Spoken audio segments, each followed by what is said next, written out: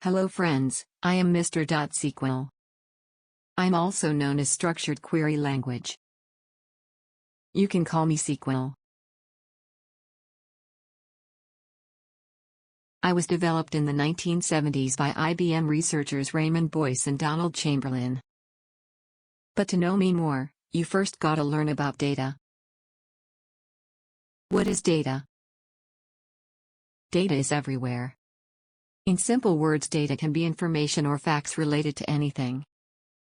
Your name, age, height, etc., are some data related to you. In the early days of computing, data consisted mainly of text and numbers. However, in modern-day computing, there are different types of data, such as audio, images, graphics and video. Computers would be pretty useless without data. Now you know what is data, but do you know what is a database? Let me take you to the world of databases. Databases are everywhere, but you never see them.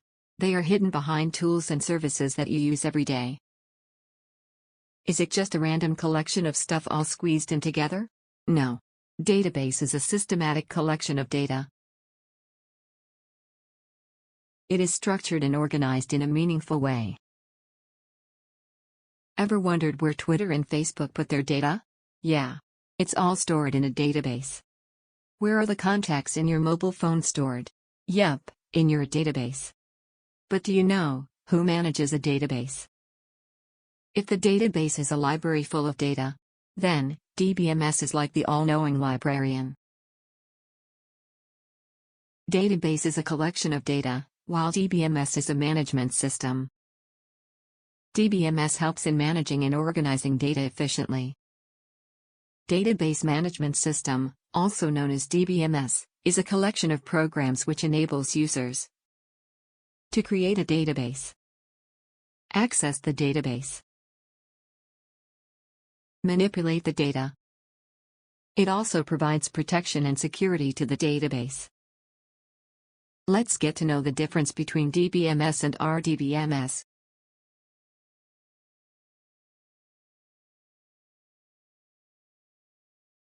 Databases contain files, documents, spreadsheets, photos, etc., while relational database management systems, RDBMS, contain tables.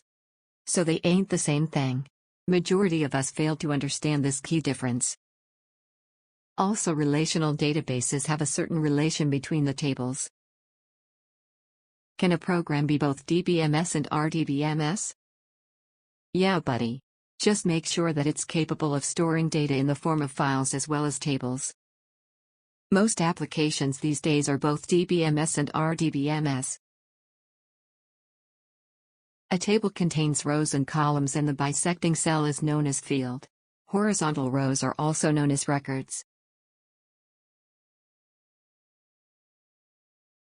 First comes RDBMS, under it, tables with rows and columns. Columns define the data that the rows under it must hold. Now you know what database, DBMS, RDBMS and tables are. Let's move ahead. Entity relationship model is the structured representation of a database with the help of a diagram. An entity can be a place, person, or it may be an object with a conceptual existence, college, job, course. If we consider student as an entity, then student ID, name, age, etc. are attributes describing the entity. You first identify the entity, next scribble an ER diagram, and finally convert the diagram into a table. ER diagram is solely for your reference. It enables better planning of attributes, keys and other crucial aspects. Also, remember that ER is just a visual representation of the database used by designers. It doesn't exist. ER diagram is used to identify entity, the larger block about which you wish to store data, attributes, a column name and the fields that fall under it, college name, courses, students, teachers, etc. Relationships, the link between two tables. This makes life easier for the perplexed database designer.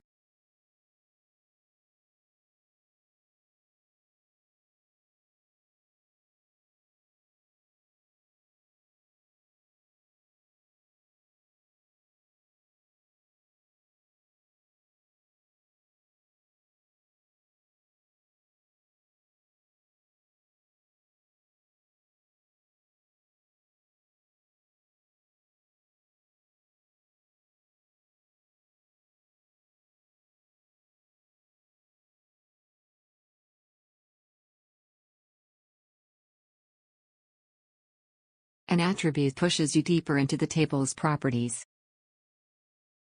If student is the entity, then the attributes could be student ID, student name, and so on.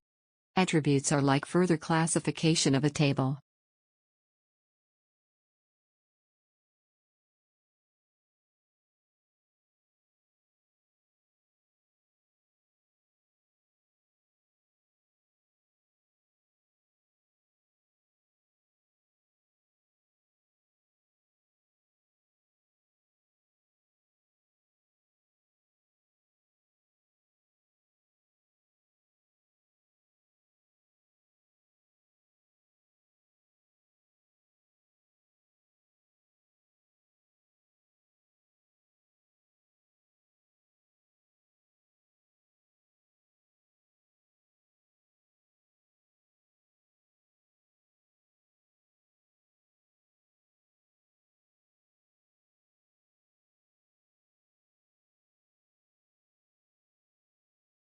Here's something you need to know.